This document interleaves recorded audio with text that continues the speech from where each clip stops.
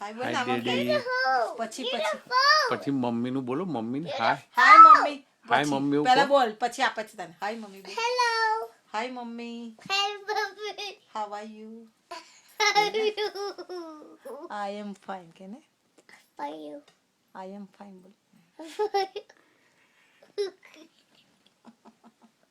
How are you? કાલોડી છો? I'm fine. I am fine એવું કે શું હશે How are you? એવું બોલા ચારા જો એના બસ એને પકડી રાખો, એને કાઢીશ નહીં.